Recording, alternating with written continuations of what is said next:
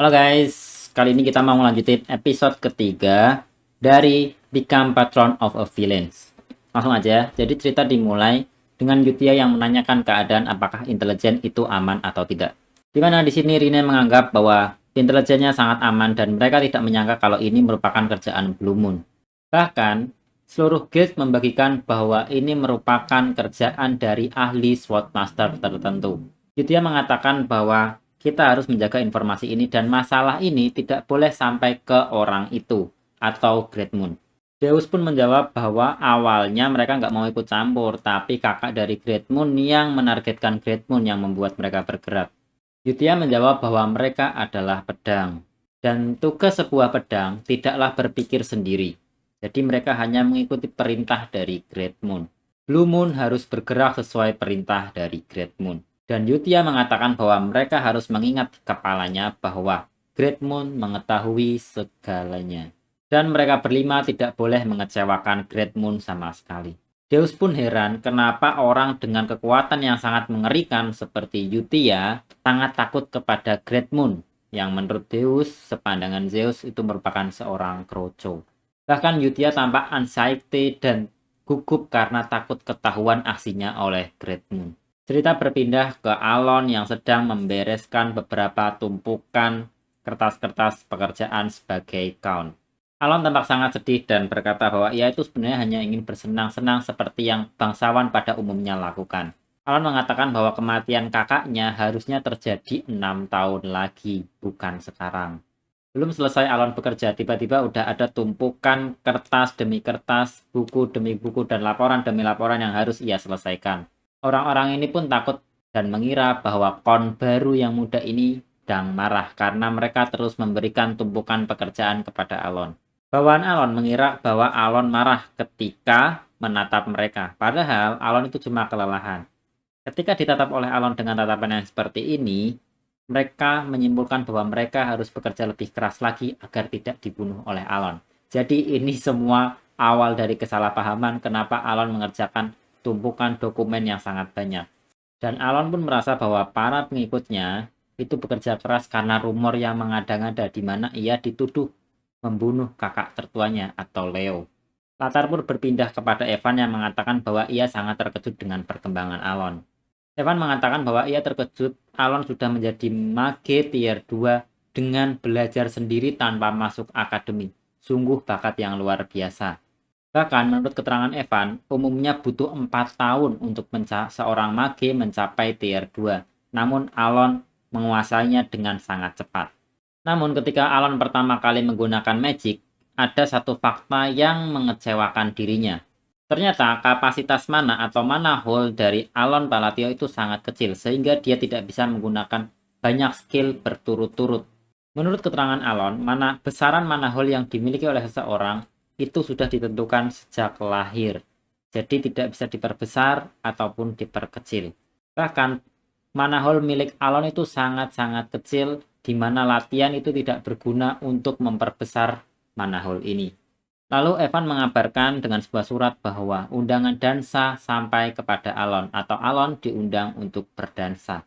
Latar berpindah ke pesta dansa, di mana Alon menghadiri pesta ini bersama pengawalnya yaitu Evan. Ini merupakan pesta rutin yang diadakan untuk menjalin hubungan sesama bangsawan di wilayah kerajaan Asteria. Alon berpikir bahwa saat ini dia akan menjadi kon, jadi event ini akan ia gunakan untuk membangun relasi. Namun, karena rumor buruk yang tersebar, ketika Alon mendekati seseorang, orang-orang tersebut langsung lari terbirit-birit. Bahkan, ketika Alon menyapa seseorang, mereka juga langsung lari terbirit-birit. Namun, Alon menduga bahwa ia diabaikan karena ia merupakan seseorang yang kurang bermartabat. Padahal alasannya adalah salah paham itu tadi.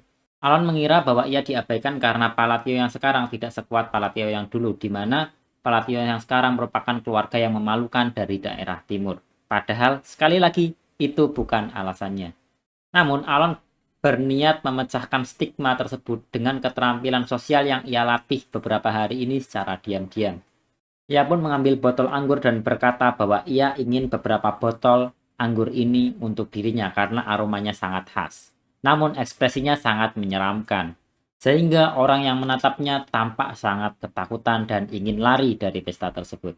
Orang tersebut pun lari dan bilang kepada ayahnya bahwa mereka harus mempersiapkannya saat itu juga atau akan mempersiapkannya. Orang itu pun lari terbirit-birit dan berkata bahwa ia akan menyampaikan hal tersebut kepada ayahnya agar mereka cepat-cepat menyiapkannya untuk Alon Palatio.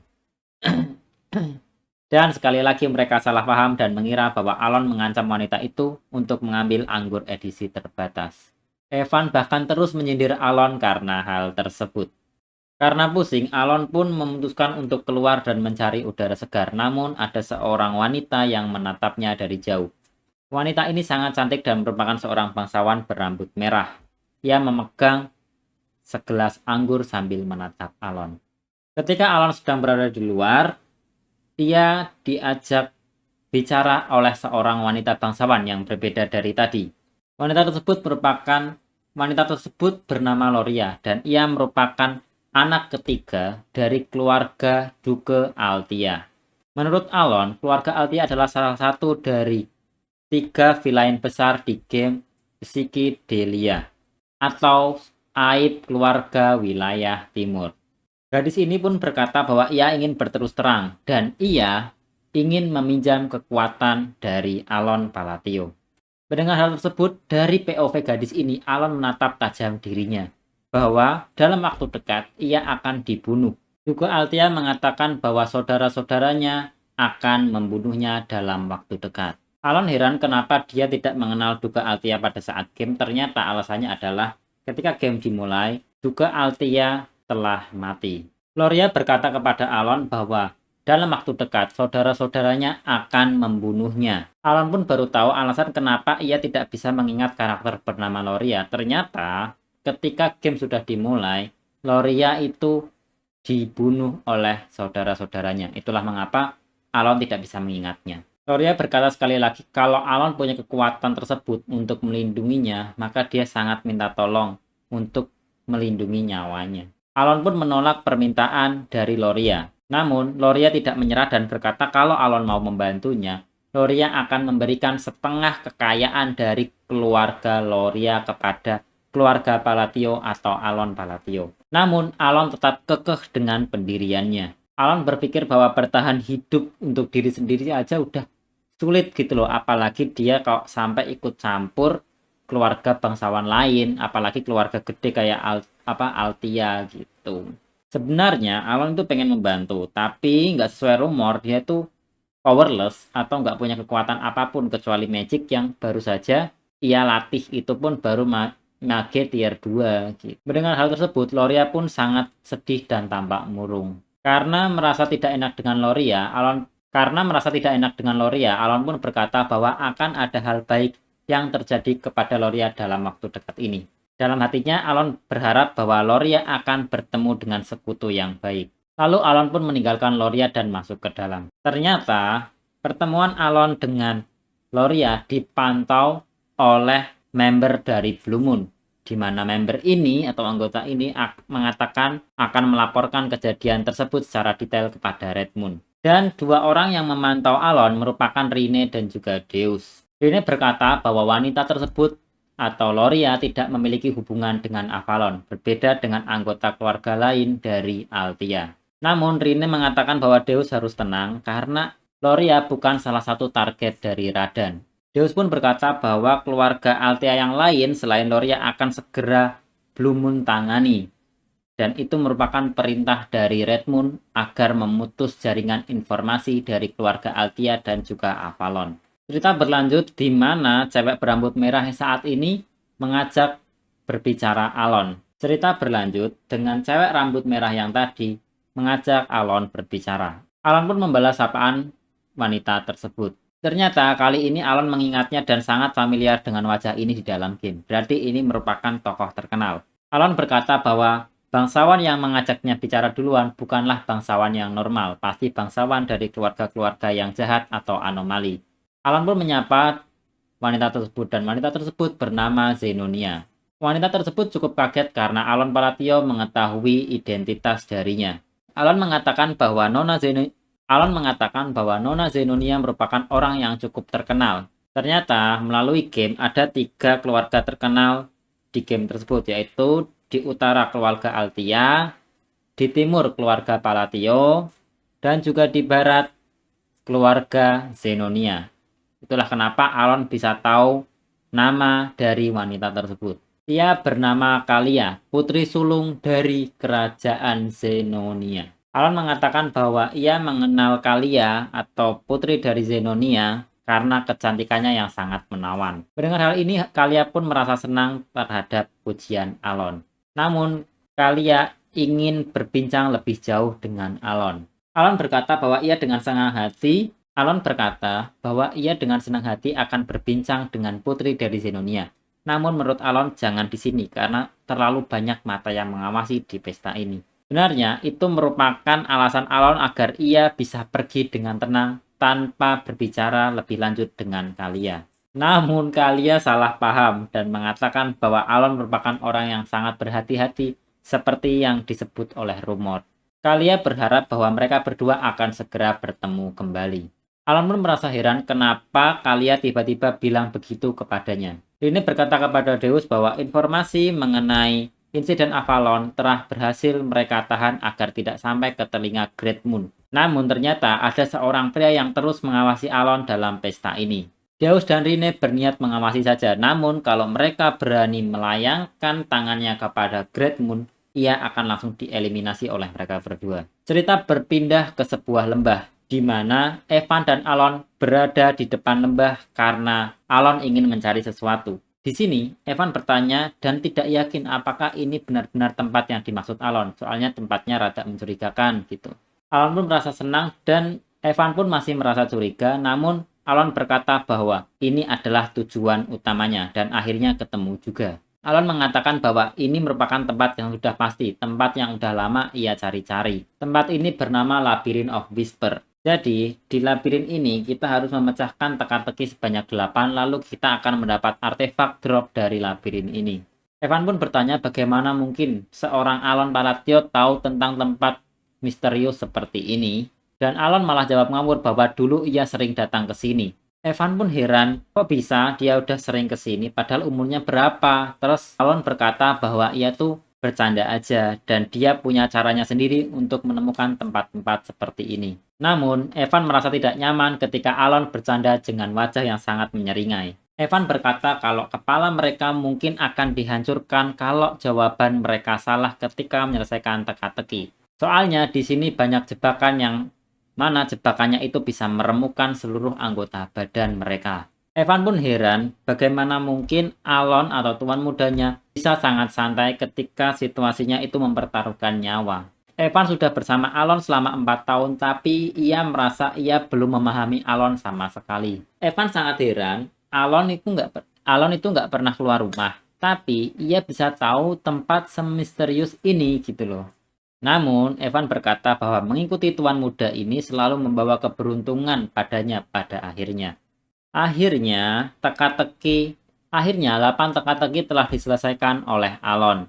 Dan banyak tumpukan harta seperti emas, permata, dan berlian di sana. Namun, Alon hanya tertarik dengan cincin hitam yang ada di ibu jari sebuah patung.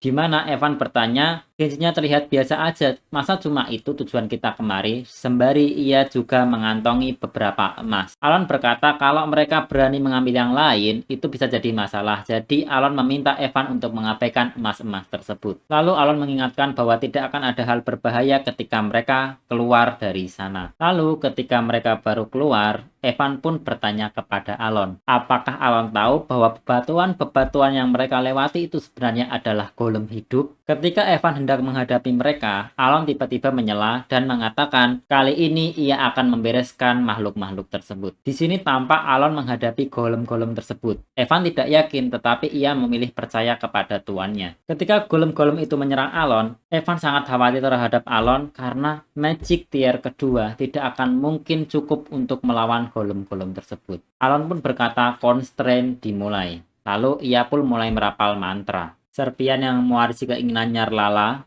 sebutkan 2 batasan yang ingin Anda tetapkan. Lalu Alon pun diseret ke suatu tempat, entah itu kesadarannya, entah itu tubuhnya. Ia menemui makhluk dengan mata yang tidak tampak. makhluk ini tampak sangat besar. Jadi, artefak yang didapat Alon itu tipe absorption, yang mana modelnya constraint atau batasan. Artefak ini dapat menetapkan batasan tertentu seperti X dan Y kepada penggunanya, tapi penggunanya dapat kekuatan gitu loh. Pertama, Alon meminta sesuatu.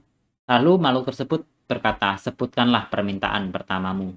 Alon berkata bahwa dalam semua spellcasting, Hand Seal of Babylonia harus wajib dimiliki.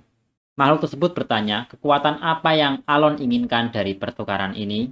Alon menjawab, kekuatan untuk memutar hukum alam sedikit lebih jauh.